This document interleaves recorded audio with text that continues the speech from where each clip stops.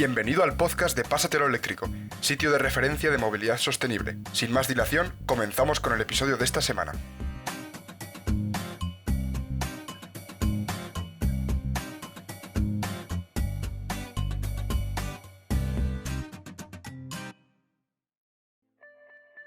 Hola a todos y bienvenidos a una nueva entrega del podcast de Pásateloeléctrico.es. Como todas las semanas, con vosotros David Montero y también me acompaña Miguel Millán. Hola Miguel. Muy buenas David, muy buenas a todos, bienvenidos una semana más al podcast de Pásatelo Eléctrico.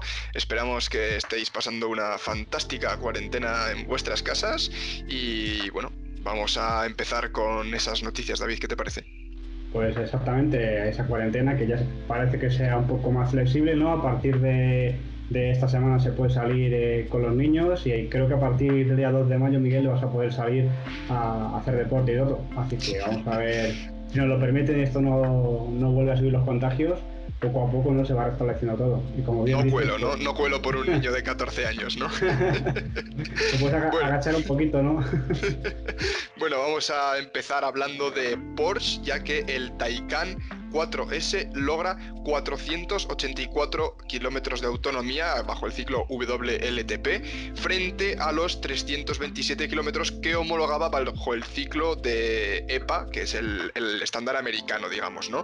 Ese modelo, el 4S, 463 kilómetros, como decíamos, y el Turbo, el Taycan Turbo, homologa 450 kilómetros, lo cual no está nada mal, pero sí que va un poco en la línea de lo que comentábamos la semana pasada, ¿no? Que no es un coche que esté destinado para viajar grandes distancias, sino que, pues bueno, es un superdeportivo de lujo.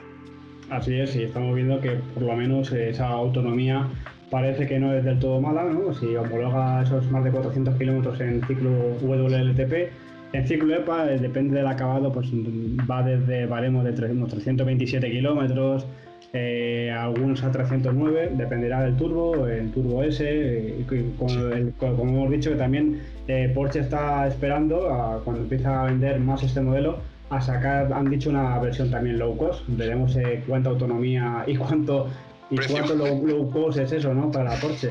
Pero sí, es un coche que estamos deseando ver en las carreteras porque es un coche eléctrico que todo el mundo espera, un súper deportivo para hacer frente, ¿no?, a la competencia que tiene actualmente, y sobre todo en Europa yo creo que el cliente de Porsche lo va a aceptar bastante bien.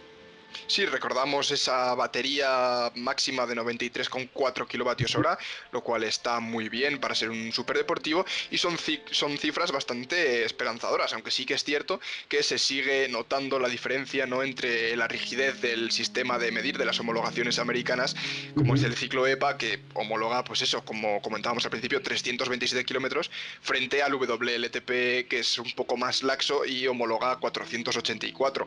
Bueno, pongamos que está un poco en medio de esas dos cifras la autonomía real y está francamente muy bien. Sí que es cierto que es un coche muy caro, pero bueno, habrá que ver esa versión low cost, aunque siendo Porsche no sé cuánto de low cost será.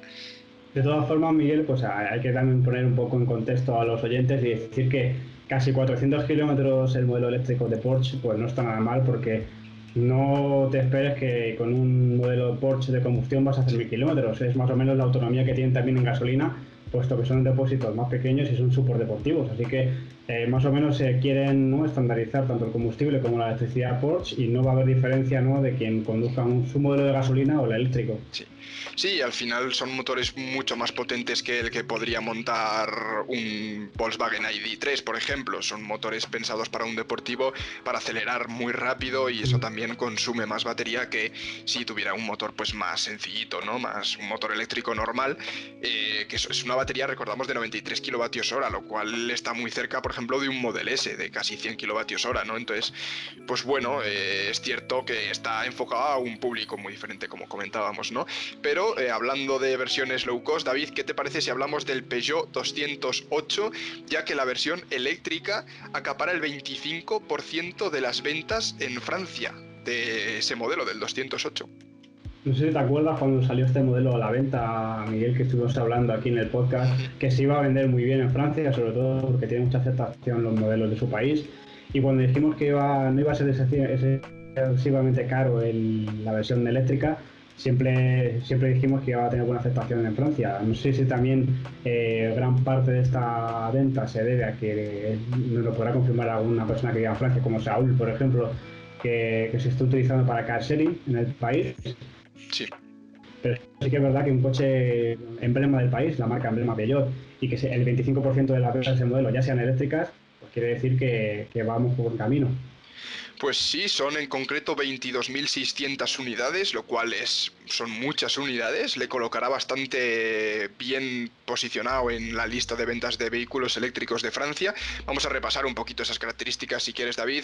Motor de 100 kilovatios, una batería de 50 kilovatios hora que le otorga hasta 340 kilómetros WLTP, lo cual lo hace fantástico para circular, por ejemplo, por una ciudad muy grande o incluso irte a el pueblo de vacaciones tranquilamente. Sistema de carga también de hasta 100 kilovatios y lo más interesante, su precio, 30.000 euros, que en Francia, contando las ayudas, lo puedes conseguir por 25.000. Así es, batería refrigerada también por refrigerante líquido y una autonomía en WLTP que si al final es un Peugeot que usas por ciudad, seguramente pase como el coche que tengo yo actualmente, que superes esa homologación y esté muy cerca de los 390 a lo mejor kilómetros de autonomía en ciudad. Pero sí, es un coche muy a tener en cuenta, es un coche del segmento B para aparcar bastante bien en las ciudades, ocupa poco espacio, para familias no está mal porque el maletero es aceptable, son 5 plazas y sí, esperamos que sea también aceptado aquí en nuestro país, pero yo creo que 30.000 euros todavía escuece un poco al bolsillo español, no sé el bolsillo ni los sueldos ni las nóminas de Francia y habrá que ver si con el estado que tenemos actualmente llegan este año esas ayudas o hay que esperar un poco más. Bueno, habrá que ver, pero vamos, sí que está muy claro que viene a competir con rivales directos como el Model 3, el Volkswagen ID3, en fin, se está posicionando un poco todas las marcas en ese rango de precios para empezar a introducirse en el mundo del vehículo eléctrico. Y hablando del ID3, David, se ha reanudado la producción de este vehículo fabricando 50 unidades al día, lo cual, pues bueno, no es muchísimo, pero teniendo en cuenta la situación en la que estamos, que hay un montón de fábricas, están prácticamente todas paradas, sí que es verdad que estamos viendo que empiezan a retomar otra vez la actividad, pero bueno, 50 unidades al día del ID3, siendo uno de los primeros modelos, una de las primeras líneas que se ha puesto en marcha, no hay nada más que comentar, o sea, es una muy buena noticia. Dice del podcast la semana pasada que Volkswagen iba a dar prioridad a este modelo, iba a ser el primero cuando se abrieran sus fábricas en fabricarse y sí, ya se ha puesto esa fábrica en Polonia, de Zwickau, a hacer esas 50 unidades por día que no están nada mal, la verdad, para llegar a esa fecha, ¿no? Clave que tienen la gente que ha hecho la reserva. Y al final yo creo que van a cumplir plazos, no parece que haya afectado mucho, ¿no? Este mes y medio de retraso y esperemos verle cuando han dicho, ¿no? De aquí a finales de año, a partir de agosto recordemos que pues ya se podrá también reservar los que no tienen la reserva de ese First Edition. Y sí, también han dicho que ese motor que se fabrica en otra fábrica de Volkswagen, que está en Chemnitz, en la antigua Alemania Oriental, pues esa fábrica es la que hace los motores y también han dicho que va dando prioridad también a la producción de los motores para que todo sea un conjunto y puedan sacar todos los ID en plazo. Bueno, está muy bien, ¿no? Sin duda es una declaración de intenciones el hecho de decir, bueno, podrían probablemente haber empezado a producir vehículos de combustión en vez de eléctricos, pero se han comprometido como empresa a entregar el primer vehículo de esa nueva gama ID a tiempo de que los propietarios, los compradores lo tengan en la fecha en la que, bueno, Volkswagen prometió que los iba a enviar, incluso con este mes y medio de parón que hemos tenido prácticamente a nivel internacional. Pues bueno, es sin duda muy buena noticia y bravo por Volkswagen. Vamos a hablar también ahora de Daimler, que también es una muy buena noticia la que traemos hoy, y es que cancelan su programa de coches de hidrógeno, han dejado de producir ya ese Mercedes-Benz GLC, lo cual está muy bien, se han dado cuenta que no tiene especial sentido hacer coches de GLC, de hidrógeno. Muy bien, la verdad, bravo. La verdad que esta noticia, ¿no? Viene de la mano de otra y es que Daimler, para quien no lo sepa, la fabricante directamente es Mercedes, ¿no? Para llamarlo, para que nos familiaricemos más con el término, ha dejado, ¿no? Ha entendido, como hemos dicho aquí muchas veces y hemos recalcado en este podcast, que el hidrógeno para automóvil no es lo que se desearía y sí que lo consideramos para el transporte pesado y marítimo como un buen descarbonizador. pues ha visto que no es el camino, hay pocos coches de hidrógeno, hay que construir hidrogeneras, ¿no?, para repostarlos, no hay, el precio es caro, no sabemos todavía cómo va a ser esa generación de hidrógeno y pierde mucha eficiencia. Al final es un coche eléctrico, sí, pero que es mucho más eficiente un coche con baterías de litio actualmente. Y lo que ha hecho, pues ha abandonado este proyecto, ¿no?, de fabricar este GLC en hidrógeno, y se ha aliado con Volvo para investigar y hacer camiones de hidrógeno, que esto sí que es una buena noticia. Eso sí que es lo que venimos comentando desde hace semanas, bueno, desde hace meses incluso, que bueno, creemos que el hidrógeno, su uso más óptimo sería pues eso, para transporte pesado, como comentabas, David, y bueno, de esta manera Mercedes se suma a otras empresas como Honda, por ejemplo, que también abandonó su programa de hidrógeno. Y está muy bien que inviertan todo ese conocimiento que han adquirido durante estos 2 años y medio que llevan invirtiendo en hidrógeno para, aliándose con Volvo, pues fabricar un camión pesado de transporte de largas distancias con pila de combustible de hidrógeno, que sin duda, bueno, pues ayudará a descarbonizar la economía y el mundo en general, ¿no? Ya que hay un montón de viajes de camión, de transporte con camión, que se ahorrarán, disminuirán la huella de CO2. Así es, no es un tiempo perdido ni dinero perdido, sino que todo lo que han avanzado en estos estudios de I+D con ese GLC, pues directamente lo van a trasladar al camión, ¿no?, de cómo lo pueden acoplar y no perder todo el tiempo que han invertido esos ingenieros en desarrollar el hidrógeno en su marca. Así que muy bien también ese tipo de alianzas, ¿no?, porque si tú tienes una cosa buena, yo también, nos podemos juntar y hacer los dos un camión, ¿no? Desde que existen los automóviles siempre ha habido alianzas de marcas, incluso solamente para sacar un modelo, y viene muy bien, ¿no?, para que grandes marcas como sobre todo Volvo, que pertenece ya al gigante chino Geely, y Daimler, que es un gigante alemán, ¿no?, se hayan aliado para hacer estos camiones que de verdad hacen falta para quitar esos camiones de diésel y gas de las carreteras. Sí, al final es lo que comentamos, ¿no? Hay que ir metiendo este tipo de tecnologías en todos los sectores. La semana pasada comentábamos esa excavadora, en fin, la anterior comentábamos también más vehículos pesados. Esta semana traemos una muy buena noticia de que todos esos camiones empezarán en el futuro próximo, aún tardarán varios años, imagino, tienen que desarrollar un prototipo, presentarlo, hacer pruebas y empezar la producción, tardarán aún unos años, pero bueno, es una buena noticia y indica hacia qué dirección va la industria de los transportes pesados, ¿no? Vamos a terminar las noticias de esta semana, David. Vamos así un poco rápido porque tenemos una entrevista súper interesante y muy larga que os va a resultar súper interesante. Y Yo nada, creo que los oyentes, Miguel, como cuando ya leen que viene Marcos, ya Sí. saben que el podcast este va a ser muy largo, ¿no? Sí, pero bueno, así os dejamos con Marcos, que bueno, es todo un placer, la verdad, tenerle por aquí por el podcast. Vamos a terminar hablando de Tesla, no podía faltar, de la actualización del autopilot, que ahora ya reconoce semáforos y las señales de stop, es decir, bueno, podrá reconocer cuando se pone en verde, en rojo un semáforo para mejorar ese autopilot de cara a la conducción autónoma global que se espera que llegue en los próximos años dentro de las ciudades, ¿no? Vemos como ahora, pues bueno, se mantiene en el carril, puede salir de la autopista sin ningún tipo de problema, pero el siguiente paso está dentro de las ciudades para, sobre todo, desplegar esa red de taxis, ¿no?, autónomos que comenta Elon Musk muchas veces por Twitter. Pues bueno, esta funcionalidad de semáforos y señales de stop viene muy bien. Un avance muy bueno porque aquí el coche conectado nuevamente puede saber directamente, como hemos visto en otras marcas, ¿no?, frenar cuando llega ese semáforo rojo, o incluso, como hemos visto también en otra marca, no me acuerdo cuál era, que pues por datos sabe qué semáforo va a estar en tu trayecto en verde y cuál en rojo, y te recomienda un trayecto en el que vas a tardar menos. Al final esto viene muy bien para ese futuro coche autónomo, ¿no?, que como hemos visto este Tesla, que frene cuando llega a un stop, que frene directamente cuando ve un semáforo rojo, hace también que evitar atropellos, evitar infracciones de tráfico, que te metas sin querer donde no debes una intersección. Y todo esto es muy fácil, y es más fácil que llegue a la otra noticia que sacó Tesla esta semana, que va a ampliar esos metros de recorrido de la función Summon con el teléfono, que sabemos que en Estados Unidos será muy fácil, pero aquí en España tienes que tener ese terminal cerca y no va a ser posible tan fácilmente desbloquear esas funciones, pero esto yo sí lo veo más factible y sobre todo mucho mejor para evitar, pues, como hemos dicho, para un coche más seguro y para evitar accidentes.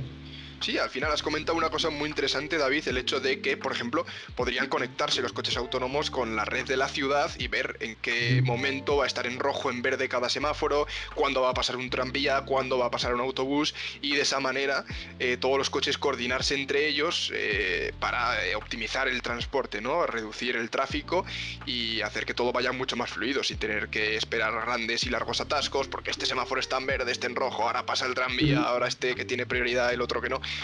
Sin duda espera un futuro muy interesante con la conducción autónoma, y que las empresas empiecen a introducir este tipo de funcionalidades en sus coches les va a ayudar también de cara al futuro mediante tecnologías como el Big Data, a recopilar datos y procesarlos y mejorar sus redes neuronales, ¿no? Su inteligencia artificial, para en el futuro pues poder tener coches completamente autónomos. Pues al final yo creo que esta semana nos quedamos con noticias muy buenas, ¿no? Con esos camiones de hidrógeno que vienen para descarbonizar el transporte pesado, el coche conectado cada vez más, ¿no? Porque al final vamos a saber a tiempo real dónde está el atasco, si ha habido un accidente, dónde está el trayecto más corto con esos semáforos en verde. Y sobre todo yo también me quedo con esa noticia del Volkswagen ID, que ya está en lanzamiento, en esa producción, porque es muy importante que Volkswagen no es Tesla, Volkswagen hace también coches de combustión. Y hay coches que se han pedido, ¿no? Habrá gente que ha hecho un pedido de un coche de combustión, de diésel o gasolina, de lo que sea, y ha preferido, ¿no?, dar pie y dar en primicia esa producción de un coche 100% eléctrico antes que los de combustión, cuando se sabe que también tendrá bastantes pedidos. Así que ahí se ve, ¿no?, como en la hoja de ruta de cada marca cómo están priorizando el coche eléctrico. Sí, la verdad es que es una de las noticias más positivas de esta semana, ¿no? El que hayan preferido poner por delante las entregas de la gama eléctrica que de vehículos que tengan ya vendidos de combustión. La verdad es que yo tengo muchas ganas de ver ese ID por la calle, ir paseando y ver un ID3 y decir, ese es eléctrico. Entonces está muy buena noticia. Y nada, ahora ya vamos con esa entrevista, con esa espera de entrevista que tenemos, David. Pues sí, tenemos a Marcos Rupérez, que vino a raíz de un podcast en el que él participó en Zaragoza y que yo escuché, esto de las renovables que hablamos la semana pasada, y es una conferencia a la que él asistió de Íñigo Capellán, que tengo por aquí la información, es de un grupo de científicos de Valladolid, que pondremos en la descripción, muy importante, ¿no?, todo su trabajo en esa página web llamada HIT. Y muy importante, ¿no?, porque ha hecho un estudio bastante lógico y bastante riguroso sobre energía renovable, y ya sabemos la hoja de ruta de Europa y de todo el mundo, que quiere llegar a 2050, 2060 con la generación de energía 100% renovable. Pero esto lo ha investigado, ¿no?, este grupo de científicos, con Íñigo Capellán al frente en esta conferencia, y ha ido más allá y ha dicho qué pasaría si en realidad llegamos a esa fecha con energía 100% renovable, porque no todo es bueno. Y la verdad que hay cosas, cuando escuchamos a Marcos, que asistió y nos transfiere su conocimiento ahora en el podcast, que ponen los pelos de punta, porque ¿y si este no es el camino? Pues vamos a resolver esas dudas en la entrevista de la semana, David. Bienvenidos una semana más a la entrevista de nuestro podcast, y en esta ocasión contamos de nuevo con Marcos Rupérez. ¿Qué tal, Marcos? Hola, ¿qué tal? ¿Cómo estás, David? Aquí, sobre todo, pues preguntarte cómo va tu proyecto de gestión de residuos o cualquier otra cosa, porque cada vez que vienes al podcast, ¿no?, tienes otro proyecto en mente, ¿no? No, el proyecto de residuos, pues bueno, bien. La verdad es que iba a ir paradete, pero realmente tuve que volver de Chile in extremis 5 días después de que hicieran la cuarentena en España, o sea que tampoco es que parara de golpe. Y ahora estamos en un proceso de repensarlo, pero vamos lanzando cosas de comercialidad. Y me están surgiendo nuevos proyectos, pero de momento son solo, ¿cómo decirlo? Son solo oportunidades. Tengo un tema de un camión de hidrógeno por ahí en el aire y alguna otra cosilla. Pero oportunidades surgen muchas, muchas no se concretan en realidades. Sobre todo hidrógeno, ¿no?, de que ya hemos hablado varias veces contigo, ¿no?, que has trabajado muchos años y que eres gran experto. Pero esta semana, pues hablando, ¿no?, estuvimos hablando sobre una conferencia a la que asististe, Y era algo interesante sobre energía renovable que vamos a tratar aquí, pero sobre todo el primer punto que esta semana está de actualidad, ¿no? Es esa pues, gran causa por el coronavirus, esa bajada del petróleo, ¿no? Que está en Estados Unidos en números negativos, que tienen tanto petróleo que directamente están la gente diciendo cómpramelo, ¿no? Para quitármelo o almacénalo porque tenemos más de lo que tenemos de la demanda que actualmente hay. Sí, hay un tema ahí con que al final todas las industrias, y el petróleo no se salva, bueno, no tiene mayor problema, tienen una capacidad mínima que tienen que ventilar. O sea, que al final es todas estas bombas típicas que vemos en las piles de petróleo, bla, bla, bla, pues tiene una producción mínima que les cuesta más pararlas, por así decirlo, que sacar y regalarlos, ¿no? Por así decirlo. Entonces, la verdad es que en tipo de mercados de petróleo como tal no soy experto, tampoco me gustaría meterme en camisas de 11 varas, pero claro, obviamente las repercusiones que va a tener un precio de petróleo cero van a ser sin precedentes y no sé a dónde van a llevar realmente. Es que no sé, me siento incapaz de evaluarlo, ¿no? Al final, porque puede haber dos escenarios así a bote pronto, ¿no? Uno en el que realmente eso va a quebrar muchas empresas de petróleo, eso puede pasar, ¿no? Al final el precio del petróleo baja y como consecuencia de eso las acciones de las empresas de petróleo bajan y como consecuencia de eso y de las bajas ventas, de los bajos ingresos, las empresas quiebran, ¿no? Entonces se pueden dar varias cosas. Una, que empresas de petróleo quiebren y por tanto eso, pues de alguna manera de un cambio de tendencia hacia otro tipo de movilidad o hacia otro tipo de energías, o se puede dar lo contrario. El precio del petróleo, si analizamos el factor renovable, etcétera, es un riesgo para las renovables porque habitualmente las renovables en los modelos de negocio compiten con el precio del petróleo. Es decir, contra más caro es el petróleo y más barato las renovables, más tendencia o más incentivo hay hacia hacer renovables.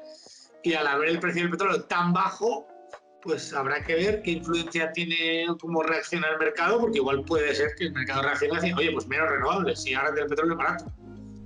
No, también se estaba diciendo hoy, ¿no?, en redes que esto ya estamos cerca de ese supuesto pico del petróleo y que de aquí a 10 años es posible que ya no rente a esas empresas sacar el petróleo que queda. Y no estoy equivocado, no es que estamos cerca. Es que el pico del petróleo creo que se calcula que fue hace 10 años ya. Es un concepto un poco más teórico el pico del petróleo, ¿no? Estamos como en la hora del pico, pero creo que hay gente que dice que hace 10 años que ya fue el pico de extracción, porque el pico no es el pico de consumo. El pico de petróleo cuando se habla es un factor técnico porque los pozos de petróleo, cuando tú tienes un pozo, cada vez puedes extraer más por factores técnicos que desconozco. Yo no soy ingeniero de petróleo, pero llega un punto en el que se extrae lo máximo y ya puedes extraer menos. Entonces creo que ese pico medio del mundo de extracción se llegó ya, decía, pero no lo conozco muy bien. Habrá que ver cómo se mueven los mercados. De hecho, no se repercute esa bajada mucho con el combustible, no tiene nada que ver porque no va a bajar más de ese euro 10 que estamos viendo ahora. Bueno, es que eso sí que mira, ahí sí te lo puedo explicar, porque tengo un buen amigo, Álvaro Reguera, desde aquí, que era uno de los responsables de I+D o de nuevas startups en Repsol, y me lo explicó muy bien. Y es que las empresas petroleras son empresas integradas, sería verticalmente, en extracción y en refino. Como el precio del petróleo es muy variante, la extracción no siempre es un buen negocio, ¿no? Porque al final el precio del petróleo, el Brent, es extracción, es petróleo bruto, ¿no? Es cuando te compran una materia prima que no vale nada, no la compres por nada, lo único que haces es gastar recursos en sacarla, ¿no? Entonces, en los momentos en los que siempre ha habido, el petróleo baja, la extracción deja de ser rentable. Y por lo tanto, las empresas petroleras grandes hoy en día son integradas, tienen extracción y tienen refino. Si un negocio baja, el otro sube siempre. Es decir, si el petróleo está bajo, la extracción es un mal negocio. Pero entonces se centra en el refino, digamos, el valor va a llegar en el refino, ¿no? Es decir, compran barato el barril es barato e intentan vender lo más caro posible en la gasolina. El negocio de refino es buen negocio. Si el barril de petróleo está muy caro, el negocio de extracción es buen negocio porque el coste de extraerlo es el mismo, pero el precio de venta es máximo. Pero el de refino es mal negocio porque compras un barril de petróleo muy caro y tienes que vender la gasolina casi a lo mismo. Y es por esta razón por la que los cambios en el mercado del petróleo no se ven directamente reflejados, por lo menos no rápidamente, o no, por lo menos no en la intensidad que tiene el barril en las gasolinas. Porque para no arruinarse, para tener una cierta estabilidad en un mercado muy cambiante en precios de barril, las petroleras tienen esta integración vertical, ¿vale? Pues muy interesante. Esto es de los buques de petróleo. Hay gente que lo ha preguntado, ¿no? Oye, ¿y qué pasa con el combustible que no baja? Pues esta explicación seguro que ya les resuelve la duda. Y esta semana, ¿no? Te tenemos sobre todo aquí porque te escuché en el podcast de este chico Daniel de Charletas, ¿no? En Zaragoza, hablando sobre el coche eléctrico, sobre el futuro de la movilidad. Soy muy pesado con los podcasts, ¿sabes? y la verdad que fue interesante porque dijiste un dato que no sabía, ¿no? Ahí un poco arrojando un poco de luz sobre las energías renovables y sobre todo hablando de la hidroeléctrica, ¿no? De lo que pasaba. De hecho, yo lo hice un vídeo y ha habido un poco de polémica sobre todo esto, en el que también ha acabado en debate un poco de energía nuclear y tal. Y sobre todo te tenemos aquí para que nos expliques, porque me comentaste que estuviste en una conferencia, ¿no? de una persona que se llama Íñigo Capellán, ¿no? Que... Sí. Vamos a hablar hoy, como yo te digo, primero de Álvaro, y ahora vamos a hablar en referencia a otros, ¿no?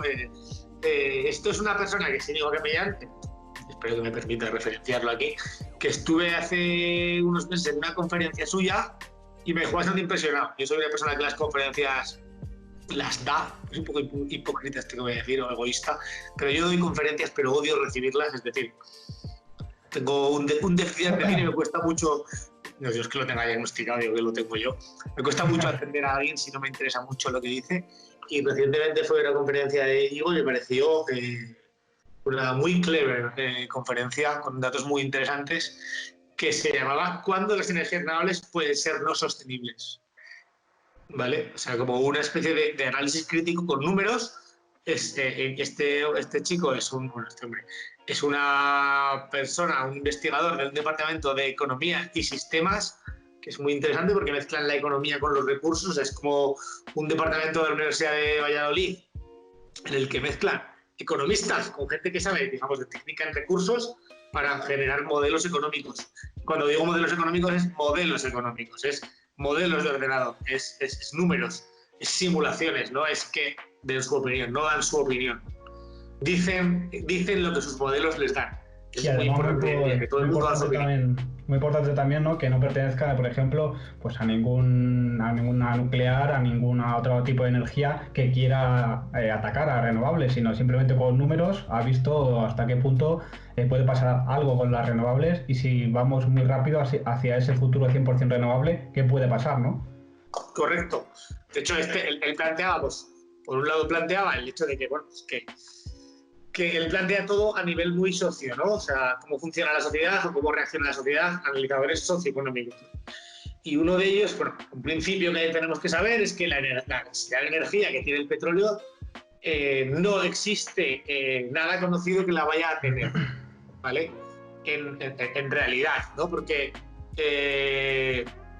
en realidad, bueno, respecto a metro cuadrado, ¿no? Por así decirlo, de extracción de tierra, no es que no haya combustibles que vayan a tener la misma densidad energética, la gente dirá, los biocombustibles pueden tener kilovatios hora parecidos a la gasolina, lo cual a priori tampoco es tan cierto porque tienen un poco menos, pero bueno, tienen parecido, ¿no? Pero aquí hablamos siempre de uso de espacio, hablamos del planeta Tierra y hablamos de economía y hablamos de cómo al final la economía tiene un límite, que es el límite de los recursos planetarios, y uno de los recursos planetarios es los metros cuadrados, ¿vale? Planteamos esto.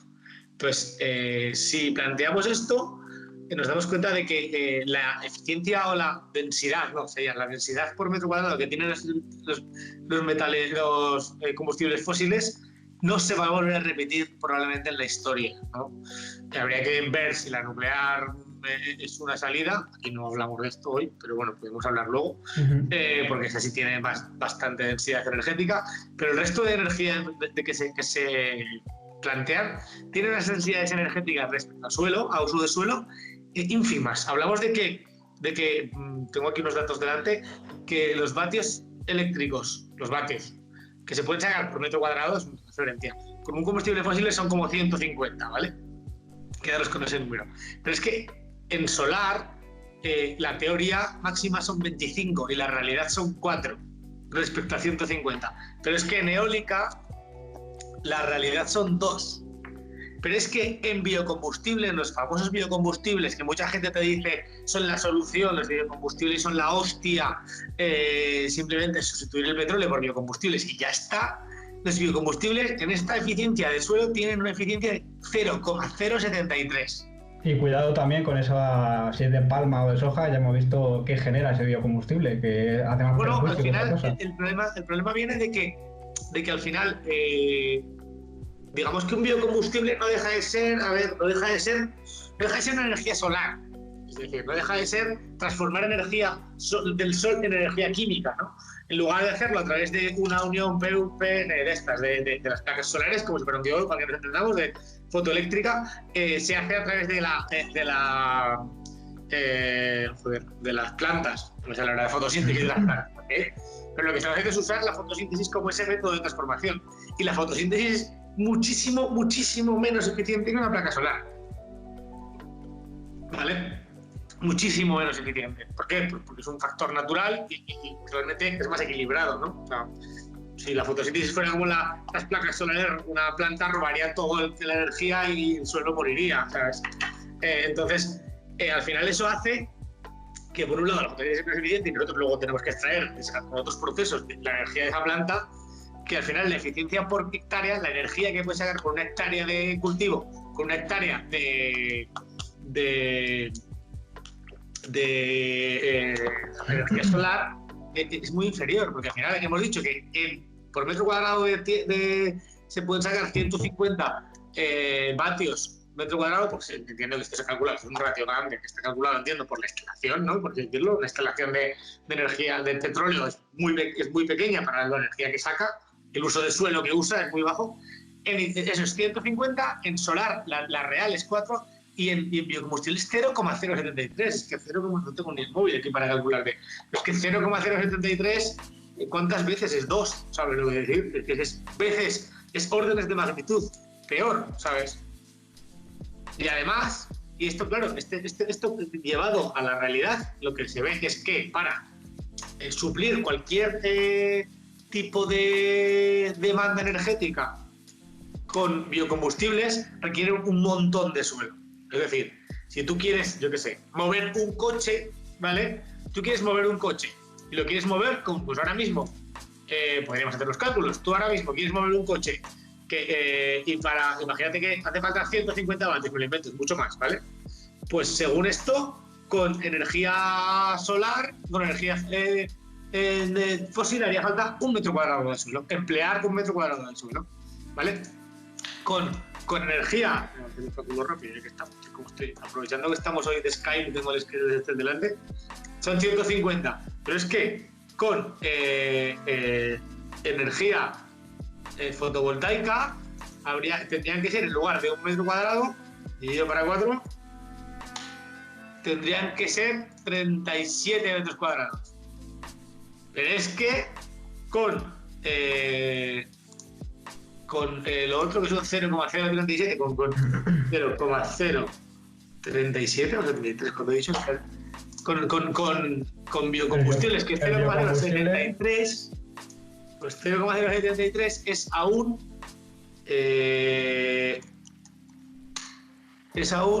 a ver cuántas veces más, a ver, 0,073 es 54 veces más que 4, ¿sabes? Entonces, por esto son 2.000 metros cuadrados. O sea, para la misma función que con combustibles fósiles hace falta 1 metro cuadrado, con fotovoltaica harían falta 37 metros cuadrados y con biocombustibles 2.000. Entonces, cuando trasladas eso a la realidad, te pones a intentar mover un coche con biocombustibles y tienes que usar todos los cultivos. Entonces, eso afecta a otros sectores. Eso afecta, pues, si haces aceite de palma, al final acaba afectando a cortar bosques, porque tienes que desplazar usos de suelo de bosque. Eso si es, lo haces para quitar hábitat, ¿no? Como hemos visto con el orangután. Eso es la segunda generación. En la primera generación directamente tienes que, bueno, en los originarios directamente quitas usos de suelo de comida, con lo cual es peor el remedio que la enfermedad. Porque, vamos, a ver, yo soy muy aquí de cambio climático, pero prefiero que la humanidad coma y nos hundamos en el cambio climático hasta las cejas a que muramos de hambre, ¿sabes? O sea, porque no podemos... Bien, tenemos que arreglar el planeta o el hábitat. Claro, mientras lo arreglamos no destruir algo más de lo que el... O sea, no podemos en el camino de arreglar un problema generar otro peor, ¿sabes? Entonces llega un punto en el que eso es lo que pasaba con los biocombustibles. Es muy importante, ¿no? Porque ayer decía la gente, pues si pasa cualquier cosa y colapsa el petróleo, ¿cuáles son las soluciones? Porque un eléctrico no me vale, por ejemplo, para el sector agrario, decían, y confiaban mucho en los biocombustibles. Y yo creo que escuchándote van a ver en que no es ningún futuro, ni sobre todo por la extensión que requiere. Y porque al final esa extensión también va en precio. Al final llega un punto en el que sí, hoy en día vivimos una especie de burbuja rara con los biocombustibles, pero esa extensión va en precio y luego hay al final hace que sean caros también, no van a ser baratos. Genera una estabilización que hace que sean caros. Y luego hay un tema de CO2. Y es que sí, los biocombustibles, hay una teoría muy maja que dice que tú, como la planta coge CO2, y ese CO2 es el carbono exacto que emite cuando la quemas, al final si tú tienes por una plantita de caña, ¿vale? Que luego vas a quemar, esa plantita de caña tiene 4 moléculas de carbón, de CH, lo que sea, de CH, si tú esa molécula la quemas, va a generar 4 moléculas de CO2. Que a la vez, y esa una planta cuando crece, el CO2 lo saca del aire y el carbono lo saca del aire. Entonces, cuando crezca una plantita de 4 moléculas de carbono, va a coger 4 moléculas de CO2 del aire, con lo cual son 4 moléculas de CO2 que se mueven en ciclo cerrado, entre que las coge la planta, las quemas, la coge la planta, las quemas, ¿vale? Esto es muy bonito, entonces te dice, son 100 emisiones los combustibles, pero no tiene en cuenta una cosa, no tiene en cuenta que en donde ahora tú estás plantando esa caña para generar biocombustible, antes había plantado algo. Entonces, el efecto no es cero, porque ese sumidero de CO2 que estás contando como un nuevo sumidero, no es un nuevo sumidero. Ahí antes había una planta, ya existía ese sumidero. En términos globales estás generando un CO2 igualmente. A no ser que decidas hacer biocombustibles en mitad del desierto, entonces sí. Te diré, sí, ese sumidero es fantástico, porque tú has cogido el desierto, un sitio que no estaba cogiendo CO2, has plantado algo y entonces estás absorbiendo CO2 netamente y como estás emitiéndolo en otro sitio cuando lo quemas, estás haciendo ese círculo. Y sobre todo esperando, porque hay algunas plantaciones que directamente cortan o deforestan un bosque, pero hay otras que queman. Y imagínate toda esa planta o ese árbol que ha absorbido ese CO2 y la queman. Si lo haces con un bosque ya es la hostia, porque yo estaba planteándote si lo haces, pues imagínate que estás cultivando, me lo invento, no sé si se puede cultivar en el mismo sitio. Si estás cultivando trigo en un sitio y como el precio del biocombustible, que esto ya ha pasado, hace que sea más rentable plantar plantas para biocombustible, soja, me lo invento, ¿vale? O girasol, tú plantas girasol y entonces lo vendes al biocombustible. Primero, dejas de plantar trigo, con lo cual probablemente haces que el precio del trigo suba, lo cual es más relevante que el cambio climático. Vamos a poner todo en contexto, que es más relevante que tengamos pan a que nos muramos de cambio climático. B, ahí ya había trigo antes, que ha dejado de haber, y que ese trigo no estaba después quemándose y emitiendo. Con lo cual has roto un sumidero de carbono, porque tú lo que estás plantando ahí ya no es un sumidero, porque estás haciendo ese círculo en el que lo estás llenando, tú eres ¿sabes?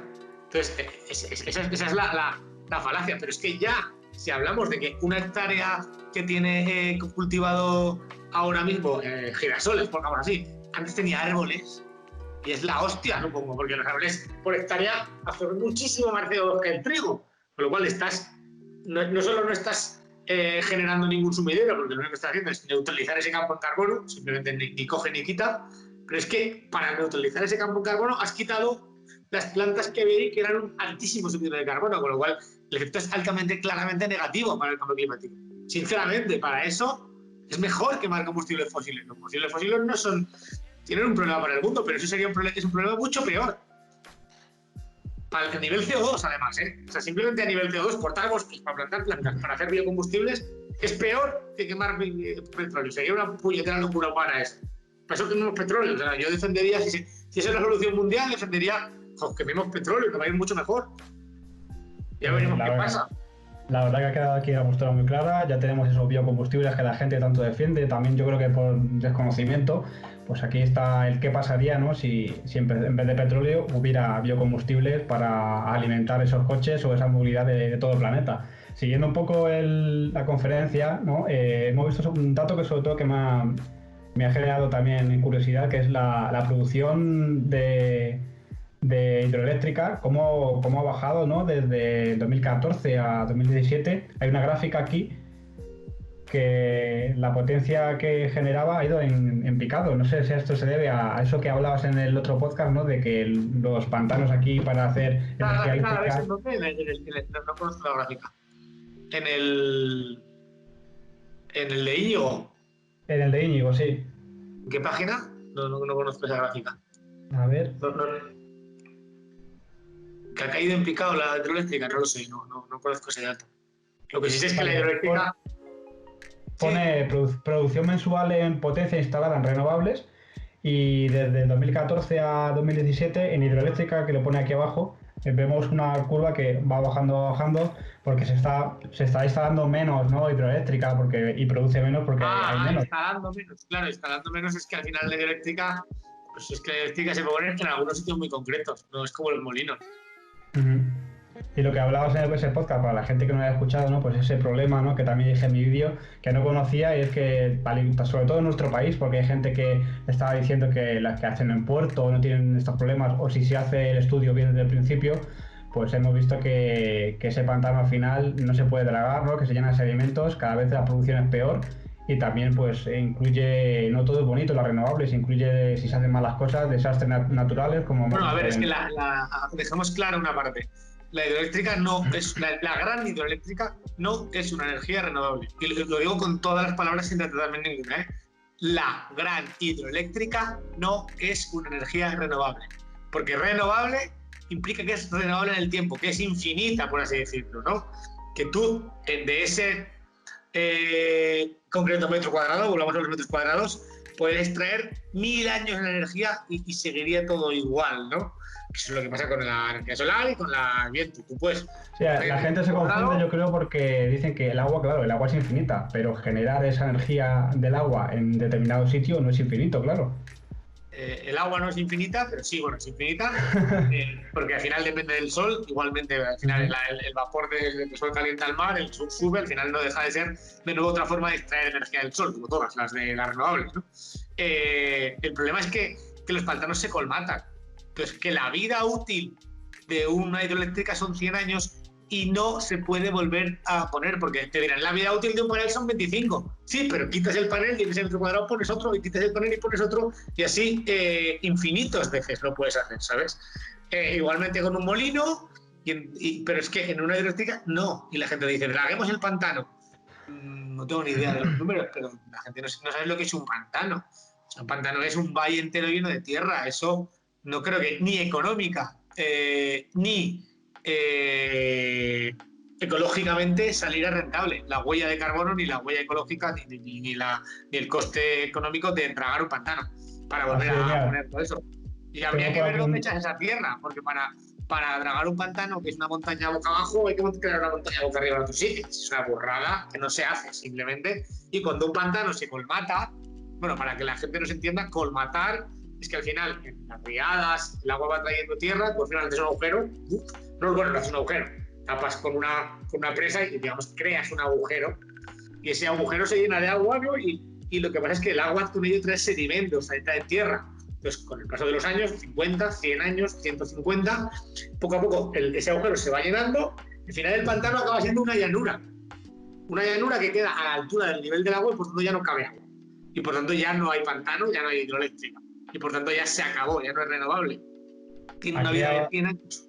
Hay aquí algunos ejemplos, por ejemplo, el pantano de Tibi, que había una noticia, ¿no? Que iban a dragarlo y lo descartaron por su alto coste y por la baja calidad del agua. Entonces se ha reducido la capacidad de ese pantano un 75% y no se puede dragar. Aquí estamos viendo un ejemplo de un pantano que ya no va a volver a dar el... O sea, teórica y técnicamente se podría hacer, pero es una obra tan colosal que sería peor el remedio que la enfermedad. Entonces no se dragan los pantanos. Y luego, aparte, los pantanos tienen un impacto de la leche sobre la fauna y la flora, por así decirlo, ¿no? Porque al final, el otro día vi unas imágenes también, creo que eran de Íñigo, de un pantano en el río Chiun, en la cuenca de Amazonas, que es de los más grandes del mundo, y para que un pantano de ese tipo desvían el cauce del río, fastidian un montón de selva, todo el resto de la selva se ve afectada y baja en densidad arbólea. Bueno, el pantano es un buen Cristo ecológico, no es poner un molinito, ¿sabes? No. Entonces los pantanos son muy criticados. Entonces las únicas energías renovables que se consideran hidroeléctricas y renovables son las energías, digamos, de microhidroeléctrica o mini hidroeléctrica, o todas aquellas que no requieren de un pantano, básicamente. No hace falta que sean micro, sino todas aquellas que simplemente se dedican a turbinar un río. O sea, el río pasa por aquí y simplemente lo cojo y lo turbino, es decir, lo que hago es un salto de agua de 2 metros, para que me entiendas. Cojo el río y lo turbino. Entonces esas no, porque esas no tienen... Esas no se colmatan, y aunque se colmaten da igual, porque se colmata un pantano enano que tiene solo para captar el agua. Pero claro, esas tienen mucho más potencial. Generar mucha electricidad es un pantano muy grande, ¿no? En Noruega es el buen ejemplo, ¿no? Con todos los saltos que tiene y todo el agua que tiene, hay muchos saltos de agua, y tienen el mar, que también hacen ahí. Muy distinto, ¿no? El ejemplo al nuestro. Sí, bueno, Noruega siempre a mí me gusta ponerlo como un ejemplo de paradigma controvertido, porque Noruega vive de vender petróleo, aunque luego nos digan a todo el mundo que son muy ecológicos. Y sí, es verdad, los 4 o 5 millones de personas que viven ahí, que en su día a día son bastante ecológicos, es decir, tienen mogollón de hidroeléctrica y son casi sostenibles, tienen muchos Tesla, pero todos esos Tesla se pagan vendiendo petróleo. Con lo cual, no creo que sea un modelo ni que se deba replicar, ni que sea fácilmente replicable si no vendes petróleo. Con lo cual, no es un modelo económico muy válido para una transición energética. Luego también una noticia que te compartí, ¿no? Que de The Guardian, del diario, que se vio, ¿no? Como en algunos, si se hacen mal, que esto lo hablé con alguien que se dedicaba a la hidroeléctrica, me dijo que si un proyecto no está bien hecho de principio puede pasar esto, que se habían visto pozos, ¿no? De metano debajo de esos embalses, y que se estaba contaminando también el agua. Ya. Sí, a ver, es que los embalses son... A ver, y la realidad es que a nivel sociológico, depende sociológico, no te entro ni a nivel económico ni a nivel ambiental. A nivel sociológico, en una sociedad desarrollada como la española y occidental, es que es imposible hacer un pantano. Porque hacer un pantano es un impacto tal en social que hacer un pantano implica siempre inundar algún pueblo, implica siempre, por supuesto, inundar miles de tierras de cultivo, y a nivel sociológico es muy difícil hacerlo. ¿Por qué? Porque ningún político lo haría. Porque tú haces un pantano en un sitio y vamos, ahí no te vuelve a votar ni una sola persona. Y además, el follón que creas inundando un pueblo, y ¿entendéis inundar un pueblo? Franco lo podía hacer a puros huevos. Pero tú sabes lo que es inundar un pueblo hoy en día. O sea, tenemos el ejemplo aunque tengan 3 habitantes, iros a vuestra casa, no. Iros de vuestra casa. Que vamos a inundar vuestro pueblo. Aunque ya es 4 habitantes. Es todo un Cristo, por ejemplo. Y además decirle a miles y miles de hectáreas o millones, decirle, os vamos a confiscar las tierras por 4 perras y vamos a inundarlas de agua. Todo eso, hoy en día, en la sociedad actual, es muy difícil, por no decir imposible. O sea, a veces se intentan recrecer algún pantano y ya es complicado. Entonces, todos esos factores económicos hacen que sea muy difícil hacer pantano. El ejemplo que iba a poner, ¿no? Que tenemos cerca en Lanuza, la que se lió en ese pueblo, ¿no? de Aragón, con uno de los pantanos hace bastante tiempo. Y luego también hemos visto cómo echan el hoy en una presa de Estados Unidos, como para que evitar que en verano se evapore gran parte del agua, echaban pelotas, ¿no? Al pantano. Sí, pero eso se hace para la primera... Eso se hace para depósitos, las pelotas esas no se pueden echar en un pantano como el de Mediano, por decirlo, en Aragón. Es un pantano que tiene 30 kilómetros de largo. Se puede echar en depósitos pequeños para que no se evapore el agua. Y ya está. Eso es más para depósitos de una ciudad o así.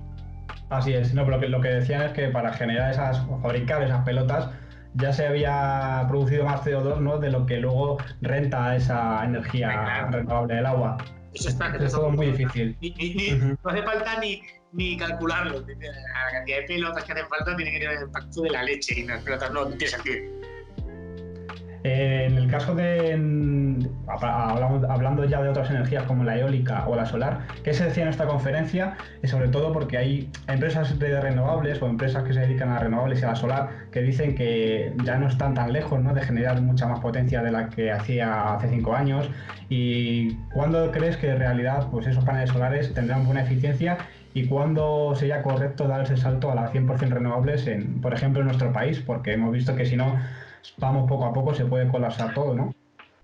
A ver, lo que básicamente Íñigo contó era que al final, pues bueno, vio cómo es la transición y qué límites hay, ¿no? Por así decirlo, esto estamos pensando siempre en los límites planetarios. Pensemos qué límites planetarios vamos a rozar si hacemos una transición 100% renovable, ¿no? Entonces, él planteó 3 diferentes. Uno, los metros cuadrados de suelo. Otro, los recursos minerales. Y otro, un poco más complicado de ver, pero el más relevante para mi punto de vista, que es el que yo conocí en esta conferencia, que es la tasa de retorno energético. ¿Vale? Vamos uno por uno. El primero, el más fácil, metros cuadrados. Ya hemos hablado bastante de metros cuadrados de suelo, ¿no? Entonces, simplemente para el mismo consumo energético que tenemos ahora con energías fósiles, para hacerlo con renovables, con cualquiera, vamos a necesitar más metros cuadrados de suelo, ¿vale? En principio la fotovoltaica era la que salía que menos en este estudio, ¿no?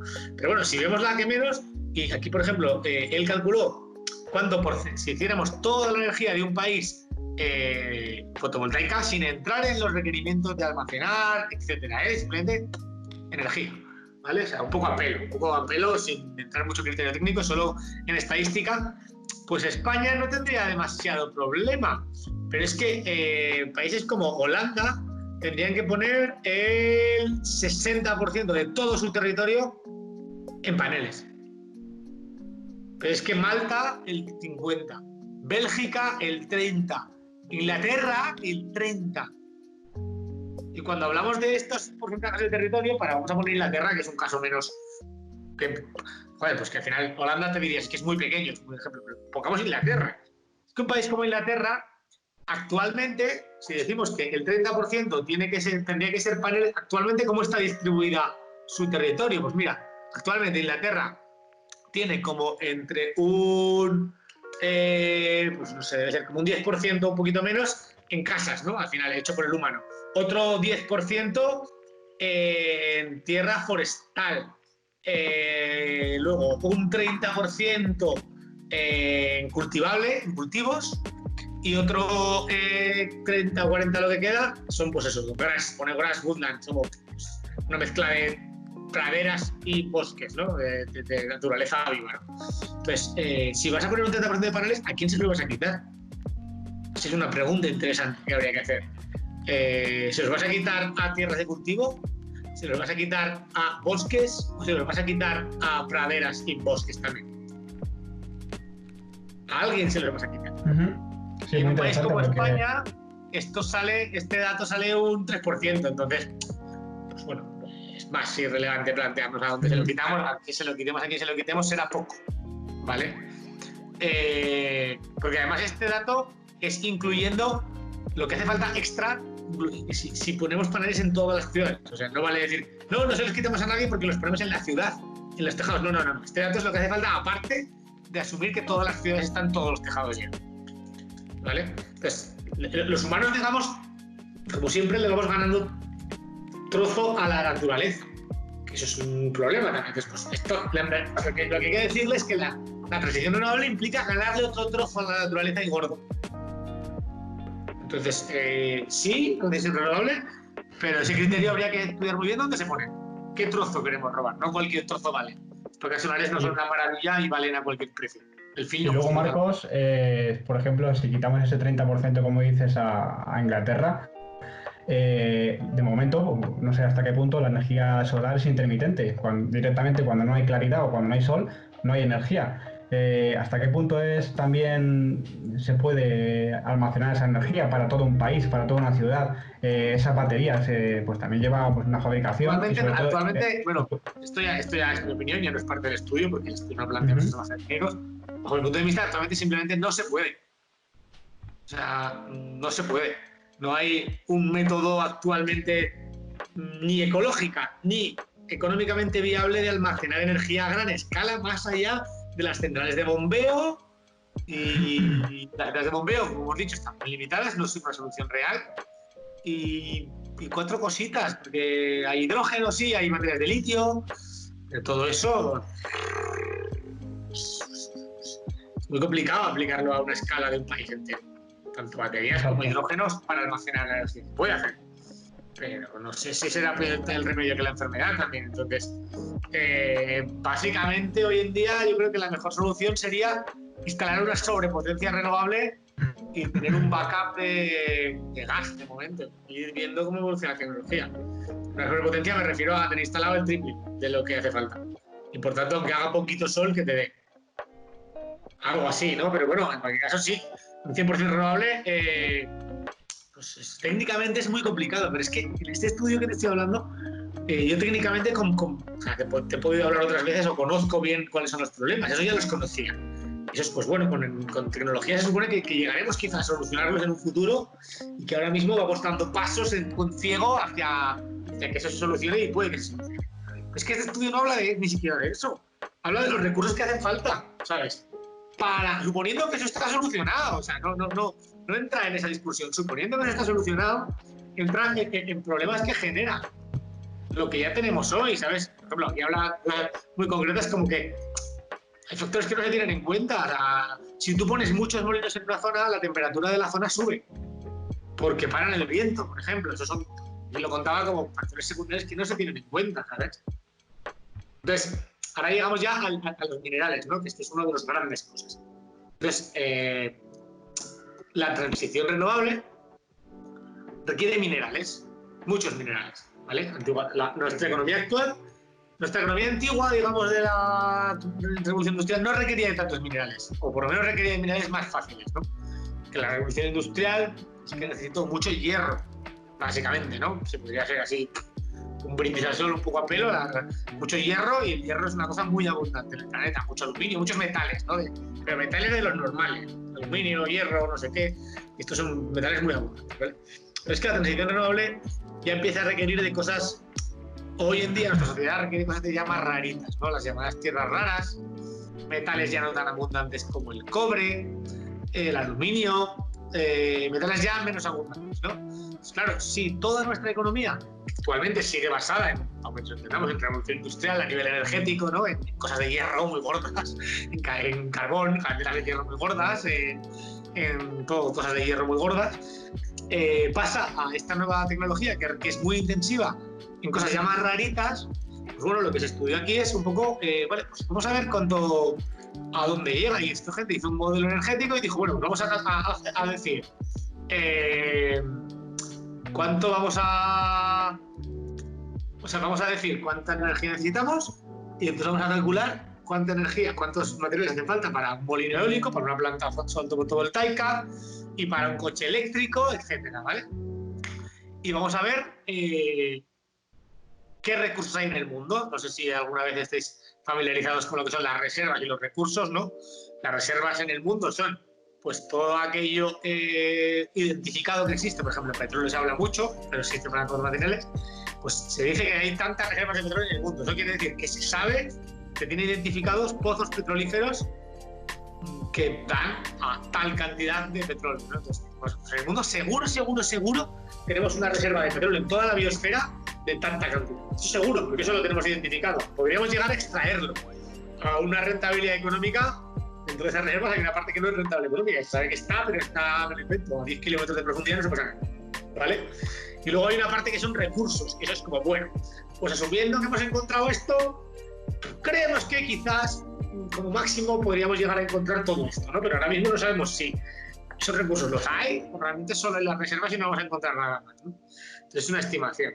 Entonces, ellos hicieron una simulación en la que te decían, vale, vamos a simular un modelo, este PowerPoint es muy completo, y hicieron un modelo de la leche con mogollón de bloques en los que ese modelo es interactivo y ellos Es un modelo informático, un programador, un programa que en tiempo real va calculando cada año lo que pasa. El modelo tiene en cuenta la economía, la demanda de energía, la disponibilidad energética, las infraestructuras, los minerales, el clima, los usos de la tierra y el agua, todo eso. Y todo eso interactuado y interrelacionado, ¿vale? Está muy bien. Entonces, cogieron eso y dijeron, vale, pues vamos a ver qué pasaría si le metemos a nuestro modelo que la energía entera en 2060 es renovable, ¿vale? Y por tanto, ellos calcularon que esa transición se iba haciendo de hoy hasta 2060, total, en todo el mundo, ¿vale? No solo los occidentales. Y entonces dijeron, vale, pues vamos a ver esa transición a cuántos minerales nos llevaba, ¿vale? ¿Y qué les lleva? A que hay minerales como a ver si que lo diga bien, como el galio, como el telurio, como el iridio, como el tin, que no me acuerdo qué es en castellano, y la silver, la plata, que superan entre 100 y 1200% las reservas conocidas. O sea, para hacer todos los molinos que hace falta en 60 años, hace falta más necesitamos algo más que no sabemos si tenemos, la que tenemos localizada, que existe en el planeta, no extraída, de la que existe en la Tierra. Y no estamos hablando de, no, pues ya mejoraremos y la extraeremos más rápido. No, hablamos de velocidad, eso es otra cosa. Hablamos de la que hay. Aparte habría que entrar ya en la velocidad en la que la podemos extraer para el cambio, ¿no? Pero de la que hay, o sea, según lo que tenemos, la plata que tenemos identificada en el mundo no da para hacer tantas placas solares y molinos. El telurio tampoco, el iridio tampoco, el galio, pero es que el litio gastamos el 60%, pero es que el manganeso gastamos el 45%, pero es que el plomo gastamos el 40%, el cobre gastamos el 30% de todo lo que está identificado, el cadmio el 20%, ¿sabes? Y eso es respecto a la reserva. Bueno, espérate. Y luego, y eso es respecto a la reserva, que estamos asumiendo que, pues de alguna manera, como que vamos a tirar de recursos. Recursos es lo diferente a reserva. Pero lo que estamos asumiendo es que, bueno, ya encontraremos, básicamente. Y entonces... Se puede decir que el camino al 100% renovable en un tiempo, digamos, que nosotros veamos, es muy, muy difícil, por no decir imposible, ¿no? Pues si se cuentan con que para llegar ahí hay que tener materiales que de momento no sabemos ni dónde están ni si estarán. Claro, y luego otro tema que estudiaba era ya, pues cuánto incremento respecto a lo que hoy estamos extrayendo, o sea, respecto a cómo impacto va a tener esto en la economía, ¿no? Porque al final, si tú generas, si tú requieres 10 unidades de hierro y la economía actualmente está gastando 100, pues no vas a destruir el mercado. El precio del hierro no va a cambiar y no va a poner en riesgo tu operación, ¿no? Pero si, por ejemplo, como el aluminio, él calculó que vamos a necesitar anualmente más de todo el aluminio que se está generando en el mundo, probablemente vas a alterar y mucho el precio del aluminio. Y eso mismo, y por aquí pone que se va a requerir más del 100%. O sea, estos son incrementos en la demanda en relación al resto de la economía, ¿no? Y dice que se va a requerir más del 100% del aluminio que estamos extrayendo hoy en día, del cadmio, del cobre, del galio, del indio, del litio, de la plata y del estaño. Esos va a hacer falta más de extraer más al año de lo que se extrae hoy en día, solo para esto. Lo cual quiere decir que el mercado se va a duplicar anualmente. Lo que quiere decir que no es trivial que el precio se vaya a mantener, ni mucho menos. Curioso también, Marcos, como estamos viendo en las últimas, que cada año baja el litio. ¿Qué pasaría si este futuro renovable pues, podría subir? ¿Podría empezar el pico hacia arriba? Simularon también coche eléctrico. Pues por eso el litio sale así, ¿eh? El litio no sale por las renovables, sale por el coche eléctrico. Porque en el escenario, como te digo, es muy complejo la simulación que hacen, pusieron coche eléctrico. Y dijeron una cosa muy importante, que muchas veces se habla del reciclaje, ¿no? Dicen, bueno, pero lo que vamos a hacer es, joder, las refinerías de litio las vamos a reusar, no hace falta extraer litio. ¿Sí? Eso es un argumento que existe y que es simplemente irrealizable. ¿Por qué? Porque la demanda primero, la demanda de litio a día de hoy, que no estamos en una transición renovable brutal, que sería mucho peor, de litio es, no sé, es que tengo aquí un gráfico pero no poner números, pero como 10 veces superior a las baterías que se tiran a la basura hoy en día. O sea, aunque el 100% de las baterías que estamos tirando a la basura las recicláramos, el 100%, eso solo sería un 10% del litio que necesitamos. ¿Por qué? De nuevo, porque es una transición hacia arriba. Porque hoy hay, o sea, lo que pasa es que hoy hay 10 coches eléctricos, pero mañana queremos que haya 100. Entonces, aunque reciclemos esos 10, hace falta 90 de litio. Y el año siguiente queremos que haya 1000. Aunque reciclemos esos 100, hace falta que haya 900 de litio nuevos. Ese es el tema. Que el reciclaje de la batería está muy bien, pero en la en el año 2100, si llegáramos a esto, cuando estemos en el estacionario, puede ser, porque ya los coches se equilibrarían. Pero mientras hay una transición, no se puede, hay que extraer, la minería. O sea, el negocio del siglo XXI es la minería. Porque hace falta extraer todo esto. Por eso también pues están empezando, ¿no?, a investigar esas diversas ramas para un elemento en sólido, que ya veremos si parte del litio, baterías también de aluminio para el coche eléctrico, y se habló hace bastante tiempo ya de ese grafeno, pero la gente no entiende que cada vez que dicen se ha encontrado una batería que carga del 0 a 100 en 5 minutos con esta tecnología, se ha visto que con grafeno pues hará falta menos capacidad y se cargará mucho más rápido, pero la gente no entiende que cuando ves ese titular, a lo mejor pasan de 20 a 50 años hasta que eso es real. Sí, o por lo menos 10. Lo cual no hace falta que pensemos tan agoreros de 50, pero por lo menos 10. En el caso del grafeno, yo creo que no me voy muy desencaminado. No, en el caso del grafeno igual es eterno, igual nunca lo logran. Es que el grafeno lleva ya 20, ¿sabes? No sé cuánto lleva 20 o 10. Entonces, nunca lo logran. O sea, es que claro, yo en esto pues siempre abogo por lo mismo. Yo por más que me informo, por más que conozco, y me gusta mucho informarme, siempre llego a la misma conclusión. La tecnología no nos va a salvar. Yo le digo siempre a la gente, yo soy ingeniero, no te voy a salvar. La sociedad actual tiene una religión que se llama la tecnología y la ciencia y tiene fe en ella. Tiene fe en los ingenieros me van a salvar el culo. Yo no tengo que hacer nada porque el cambio climático lo van a salvar los ingenieros con tecnología.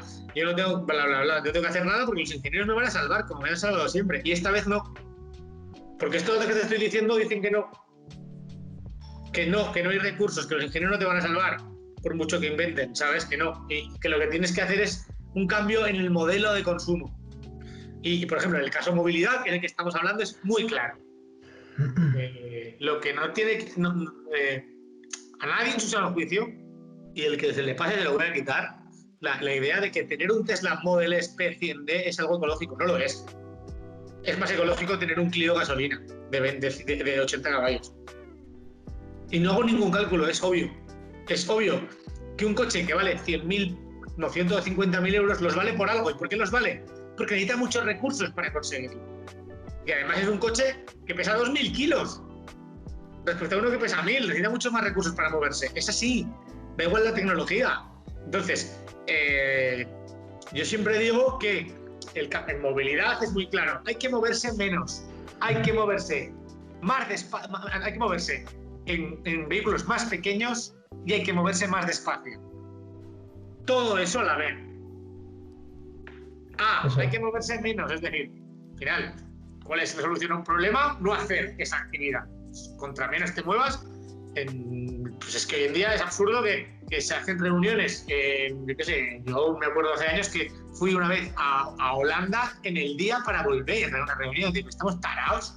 O sea, no existe el Skype hoy en día, ¿sabes? O sea, pues ese tipo de cosas es como no moverse menos, directamente plantearte no realizar algunos movimientos o muchos movimientos. Moverse más cerca, es decir, plantearse no moverse tan lejos, que hoy en día todo el mundo nos movemos a lejísimos, a 10.000 kilómetros, y plantearse moverse más despacio. ¿Por qué? Porque la velocidad a la que nos movemos implica que cada persona tenemos más capacidad de emitir, ¿vale?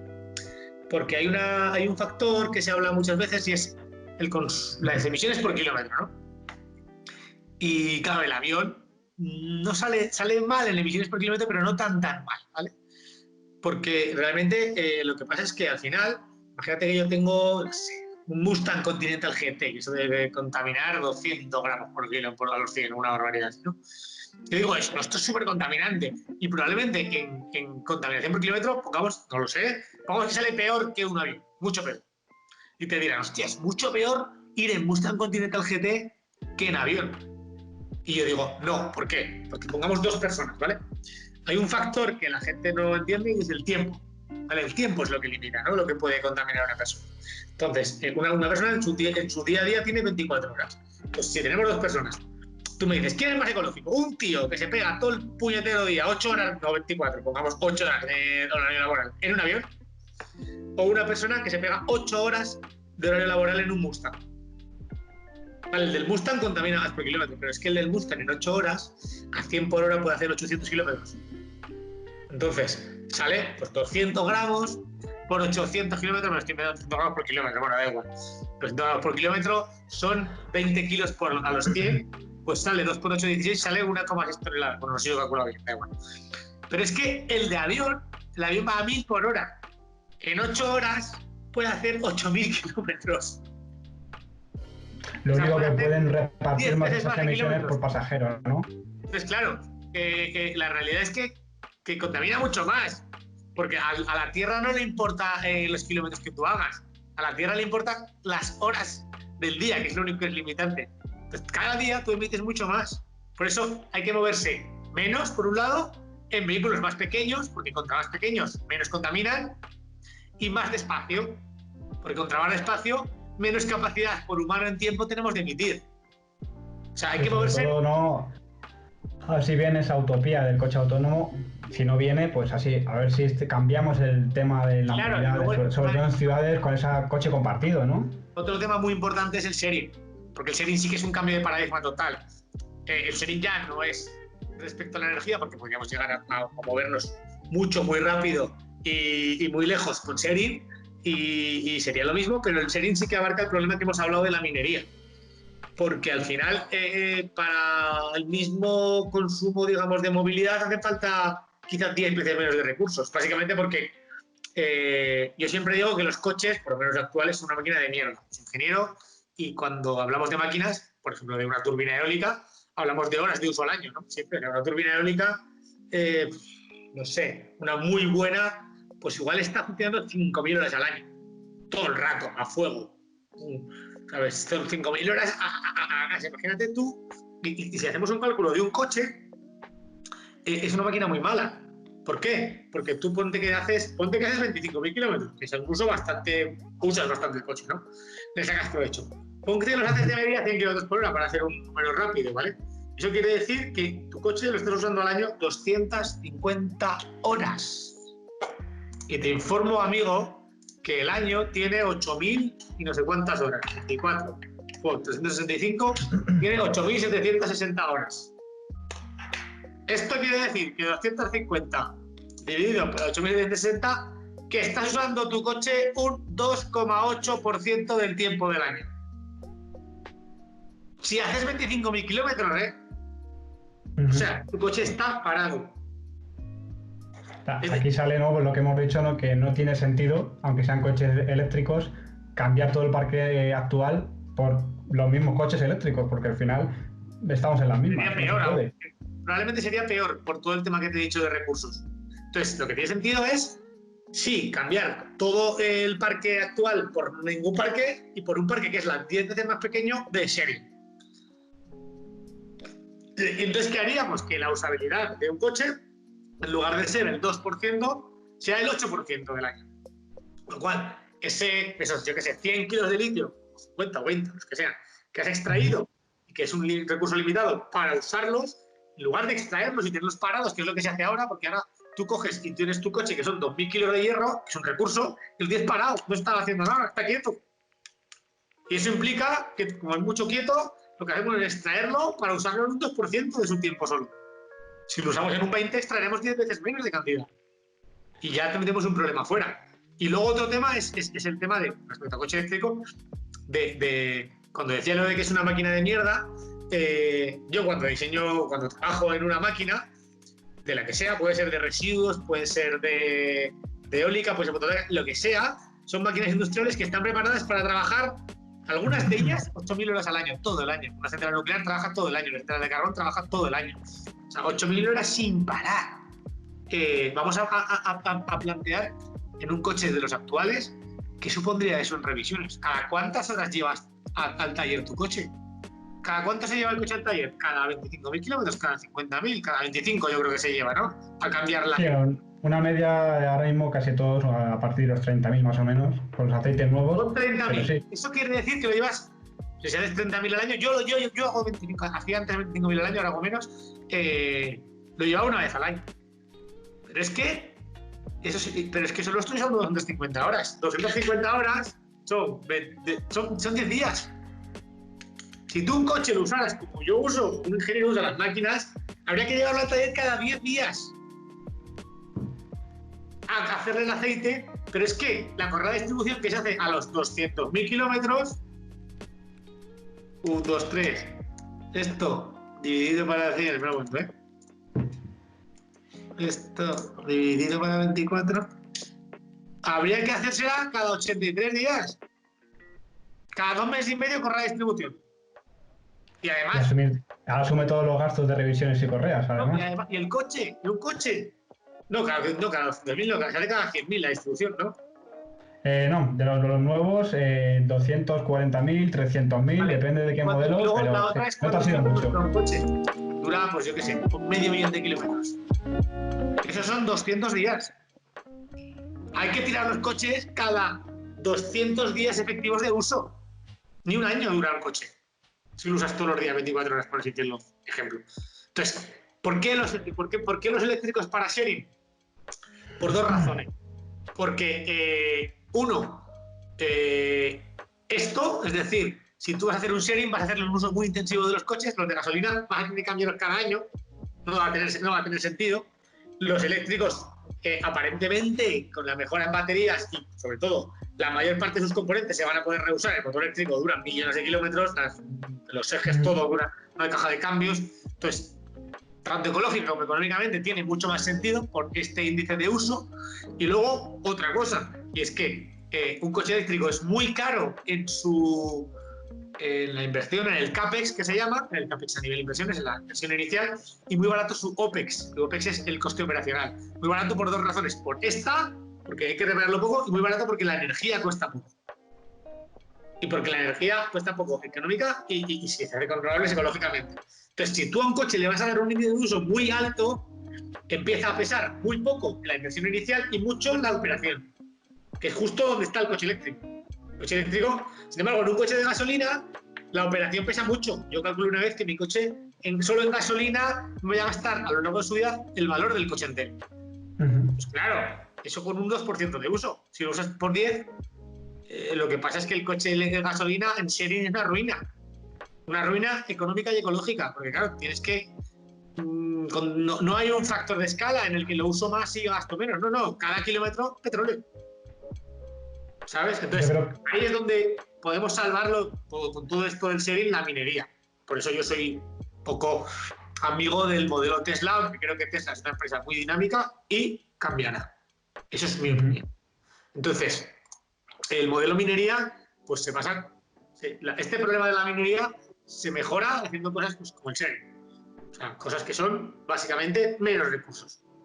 Yo creo que tanto los oyentes como nosotros estamos de acuerdo, ¿no? Que el modelo es hacia el coche eléctrico, pero cuanto más compartido mejor, cuanto menos propiedad, mucho mejor. Y en eso, como bien has dicho, ese teletrabajo va a influir mucho, ¿no? De hecho, ahora nos han obligado a hacerlo y veremos qué parte de empresas a través de esto y han visto que les funciona trabajar así, lo mantienen después, porque ha sido un cambio forzado y a lo mejor ese miedo que tenían lo van a seguir manteniendo. Luego es que el sharing lo tenemos ya, porque ahora mismo la industria automotriz se está esforzando por hacer tecnologías que permitan que el coche eléctrico haga lo mismo que hace el de gasolina. Pero es que no necesitamos que haga lo mismo. Es que si tenemos sharing, ya se plantea todo de otra manera. Se plantea de otra manera porque igual te da igual la autonomía que tenga tu coche. Porque igual paras en mitad de la autopista y cambias de coche. ¿Me entiendes? Por ejemplo, por ponerte un ejemplo muy bestia. Igual te da igual. O igual te da igual porque la propia empresa de sharing te pone coches eléctricos para por la ciudad y de gasolina para esto. Ya se calcularía. Igual es más rentable eso que no hay que hacer otras cosas. Decir, oye, pues por la ciudad litio, que es la mayor parte del consumo, y llegados a un punto, cuando hay que hacer 1000 kilómetros, que no los hace casi nadie nunca, oye, pues gasolina, de marda. ¿Para qué vamos a dedicar un montón de recursos de investigación para hacer coches que pueden hacer 1000 kilómetros cuando no los hace ni Dios nunca? Y solo es una ansiedad que tiene la gente que se podría cubrir por una buena oferta de servicio de la empresa de serie. No directamente como se intenta cubrir ahora por tecnología, que es mucho más difícil. ¿Sabes? Porque una empresa se crea en 2 años, y un modelo de negocio, pero una tecnología no se genera en 2 años. Solo para acabar, Marcos, para finalizar con el podcast, escuchaste cuando estuvimos con Alfredo García, operador nuclear, sobre la energía nuclear en nuestro país, y estabas un poco de acuerdo en algunos puntos y sobre todo lo que decías, ¿no? Que económicamente era muy difícil, ¿no? Amortizar una central nueva, o ya veremos si llegan esas de fusión, que la energía la verdad que va a dejar muy pocos residuos y va a ser muy buena, pero todavía el tema está en el precio. Ha sacado un informe Transport and Environment sobre movilidad, y donde se ve que un coche de diésel pues es 3 veces más contaminante en CO2 que un coche eléctrico, y lo han puesto, ¿no? Por generación en cada país. En Polonia pues 29% menos solo el eléctrico, porque ahí recordemos que Polonia es mucho malo. mejor. Exacto. En España un 67% mejor un coche eléctrico que el diésel, pero es que te vas a... Bueno, Suecia ha sido el mejor, con un 79% mejor, pero si te vas a Francia, es un 77% mejor el coche eléctrico que uno de diésel. Y esto se debe en gran parte a esa energía nuclear, claro, que no emite CO2. Pasaría por muchas... Hemos visto qué desastres originan también las renovables. Pasaría por un modelo nuevo de transición la energía nuclear junto con renovables para no llegar a ese colapso que hemos hablado en 2060. Pudiera ser que la nuclear fuera un complemento, no lo niego. Lo que sí niego es que sea una solución global. ¿Por qué? Por varias razones. Y aquí sí que me voy a aventurar porque no tengo datos ahora mismo, pero es decir, he visto informes en su momento y ahora no recuerdo los datos, ni te sé. Igual me doy la pata en alguno, perdón, operador nuclear, me lo discutiré, no lo sé. Ahora mismo me he pillado de improviso. Pero diré, no es renovable, es decir, la energía nuclear consume uranio, el uranio requiere de minería. ¿Y cuánto uranio hay en el mundo? Porque actualmente la energía nuclear a nivel mundial es testimonial, puramente testimonial. Porque energía nuclear tienen 4 países y casi todos tienen muy poca. Quitando a Alemania, a Francia, que tiene todo, pero es un país pequeño en el mundo. Sí, China tiene nuclear, pero ¿cuánto porcentaje de su mix representa? Entonces, esa es la primera parte. La primera parte es, ¿hay uranio en el mundo realmente para hacer esto? ¿Cuánto impacto en territorio tiene esta minería? La segunda parte es, ¿cuánto residuo genera? ¿Y dónde lo vamos a guardar? ¿Sabes? Porque sí, hay un almacén en Finlandia, geológicamente estable, 2.000 millones de años, fantástico, en el que podemos meter todo lo que generamos ahora, fantástico, pero ahora es testimonial. ¿Cuántos sitios como ese hay en el mundo? ¿Hay suficientes para que el mundo entero sea nuclear? ¿Vale? Yo todo esto lo dudo mucho, o sea, mi respuesta es no. O sea, no, estoy casi seguro de que no. Pero bueno, no voy a decir que no, porque no tengo un estudio como el que ha hecho el amigo Íñigo super guay y bien documentado. Pero vamos, mi respuesta es no, porque si está habiendo problemas ahora con estas cosas que digo, y hay 4 nucleares, literalmente hay 4, comparado con la energía que se genera nuclear. Lo que el propio Alfredo decía era que él es consciente, ¿no? que la nuclear pues todavía no es en gran parte de la generación del mundo, pero sí que decía que él lo que ve de la nuclear y lo que él defiende es que es el complemento perfecto a las renovables para llegar a un futuro sin emisiones y un futuro sin CO2. Él sabe que el futuro no va a ser el mundo nuclear. La tendencia en todos los países va a ser a la energía limpia, a la energía renovable. Por un coste muy...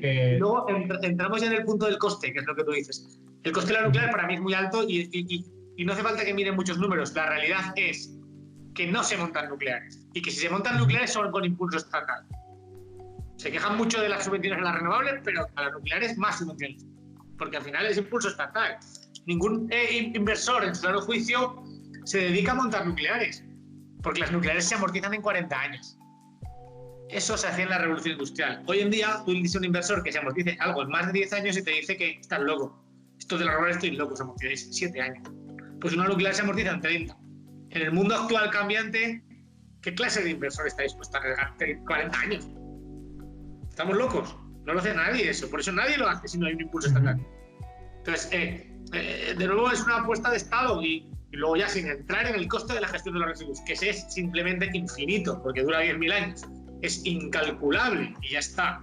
Entonces, respecto a que puede ser un complemento de las renovables, no lo niego, aunque esto sí que te lo responderá mejor él, aunque creo que técnicamente es difícil, porque las nucleares tienen una capacidad de respuesta bastante lenta. Entonces, si queremos que sean potencia rodante de la que entra en 15 minutos, no se puede, que es lo que necesitan las renovables.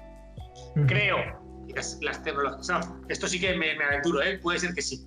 Puede ser que sí, porque bueno, seguramente el operador nuclear te dirá, eso es probablemente las tecnologías. La nuclear en tecnología ha evolucionado mucho, no en instalaciones que son todas antiguas, pero si hoy se hace una nuclear nueva, cambiaría muchísimo. Hay muchas cosas de tercera generación, etcétera, etcétera, que son mucho mejores y quizás allá que vayan rápido. Y sí te compro que la nuclear puede ser un complemento de la renovable. Sí te lo compro, si técnicamente es viable.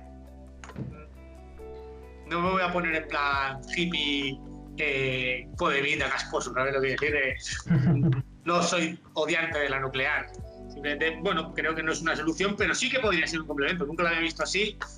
Y si técnicamente es viable, que habría que hacer estudios, porque al final todo esto es muy bonito, pero para meterse en cosas mundiales hay que hacer estudios como el que hemos hablado hoy, ¿sabes? Que te digan esto es viable o no. ¿Sabes? Entonces, no lo sé.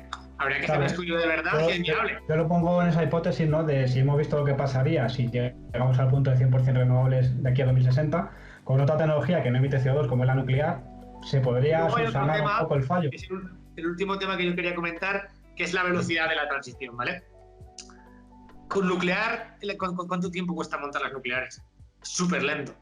Entonces, ¿cuánto tiempo haría falta para montar nucleares para media España? Hostia, pues mucho más, igual de 20 o 30 años.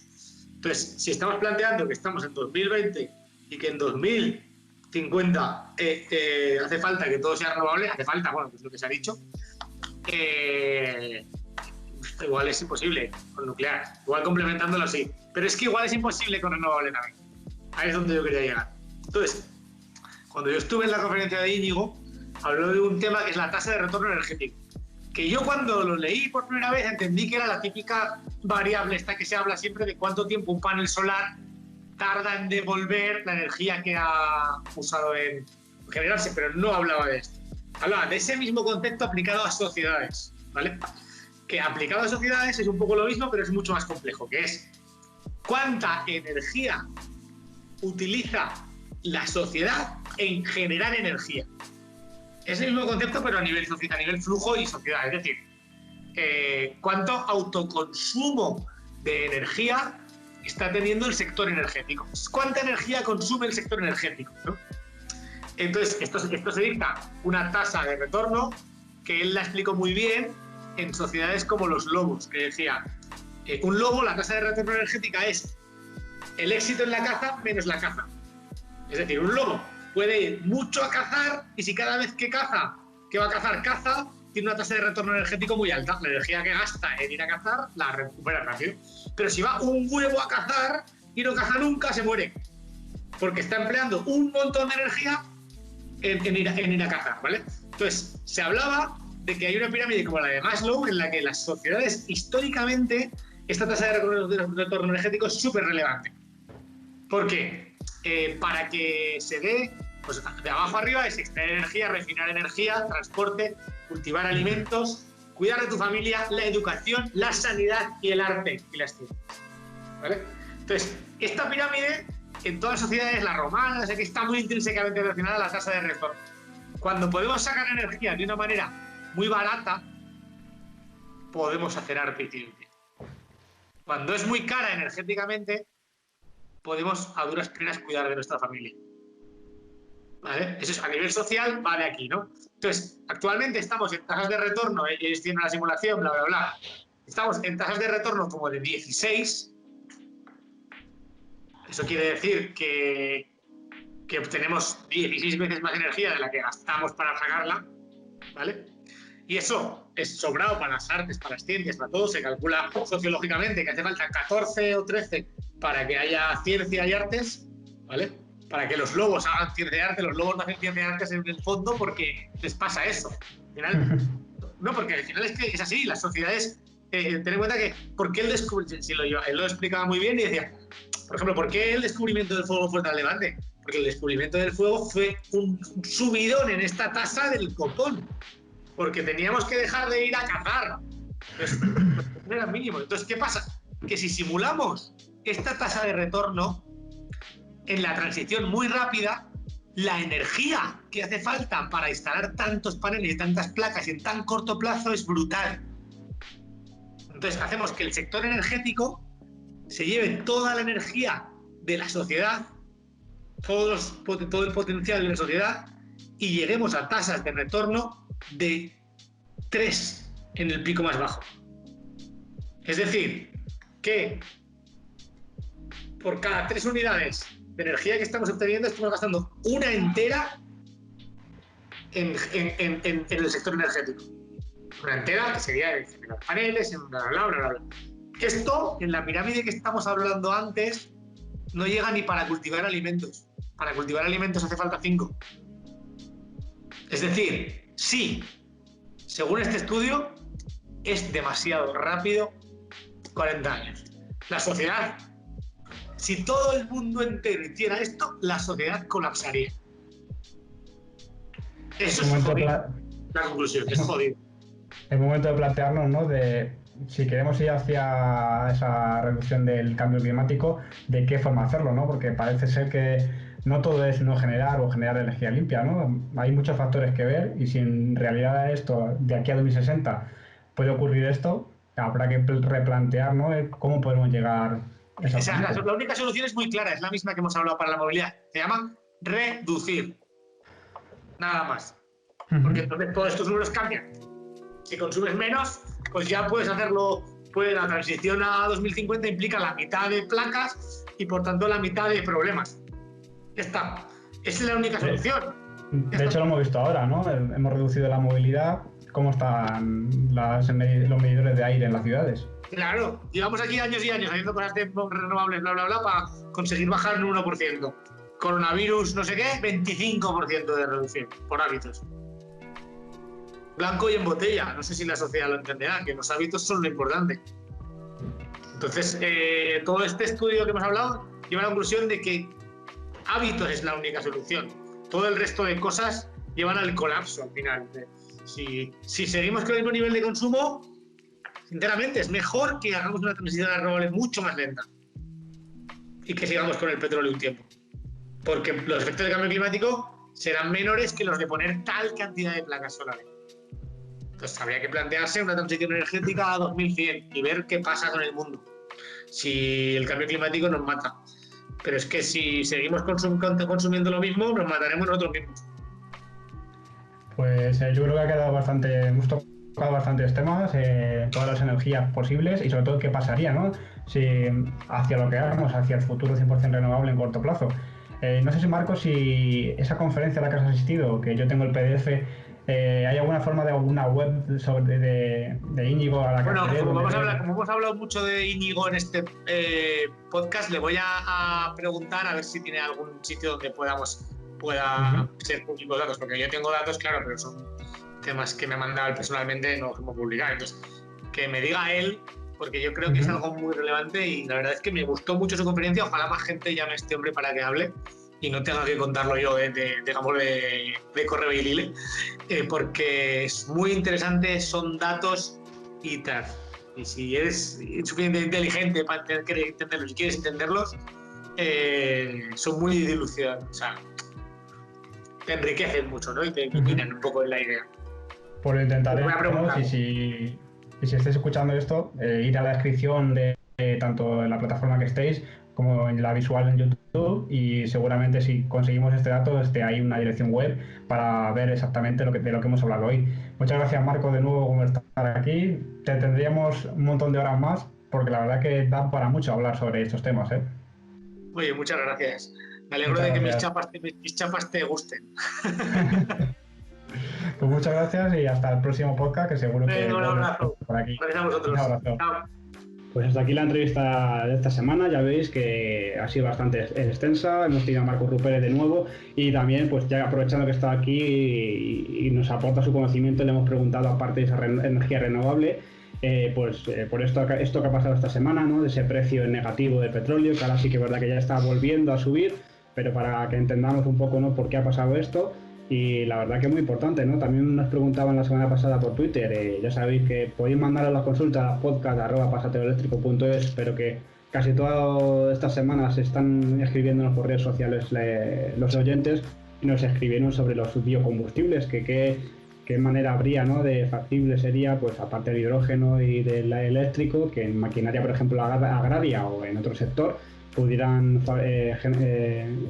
pues repostarse con biocombustibles. Pues aquí ha estado Marcos, ¿no?, para decirnos qué pasaría con esos biocombustibles, y todavía es, pues, el combustible menos eficiente que hay actualmente en el planeta, y que yo creo que no rentaría demasiado para repostar ni incluso pues, esa maquinaria. Muy interesante, no sé, ponernos en comentarios qué os ha parecido, sobre todo eso, energías renovables, y al final si hay que ampliar ese plazo y qué será lo mejor. Nunca sabemos qué es lo mejor. Quemar está mal, pero si vamos a todo renovable, acabamos con los recursos del planeta, ¿qué hacemos? ¿Estamos condenados a la extinción en este planeta? Habrá que ver, es un debate muy extenso, ¿no? Al final yo creo que se trata de reducir las emisiones. Sí que es verdad que no hay ninguna tecnología que sea perfecta, ¿no? No hay nada que su huella de carbono, su contaminación sea cero.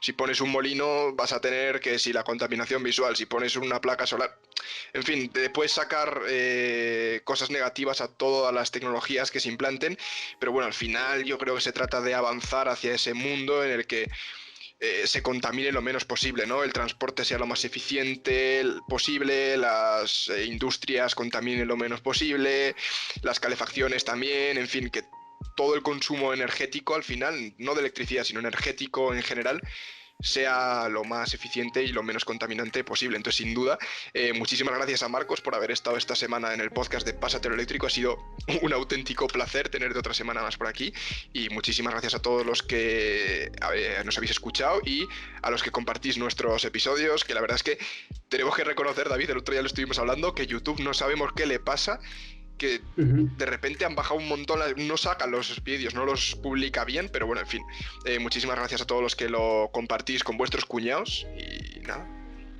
De verdad que lo hablamos, ¿no? Pues sobre todo con otros creadores de contenido con mucho más visitas, que aparte te fríen anuncios directamente cuando ves un vídeo, te meten anuncios cada pocos minutos, y parece ser que o te oculta los vídeos, o aunque tú estés suscrito a un canal, directamente no te avisa y tienes que ser tú el que se meta en la plataforma y buscarlo.